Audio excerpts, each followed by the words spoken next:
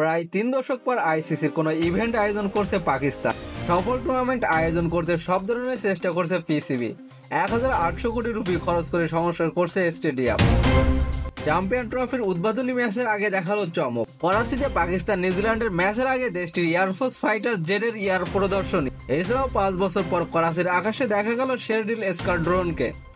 পাকিস্তানের এয়ারফোর্সে বিশেষায়িত এরোবেটিক্স team KH Karakoram aircraft দিয়ে প্রদর্শনী দেখানো হয়েছে।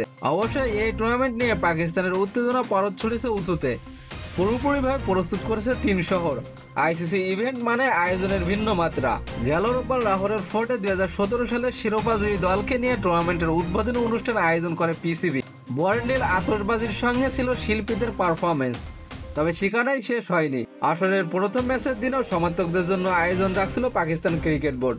করাচিতে প্রথম ম্যাচের আগে পাকিস্তান বিমান বাহিনীর বিশেষ প্রদর্শনী ছিল স্টেডিয়ামে। 2023 আইসিসি বিশ্বকাপ ফাইনালের আগে আহমেদাবাদের নরেন্দ্র মোদী স্টেডিয়ামে দেখানো হয়েছিল ভারতীয় বিমান বাহিনীর অরোবেটিক শো। এবার করাচির আকাশে 5 বছর পর দেখা গেল শেরডিল স্কোয়াড্রনকে।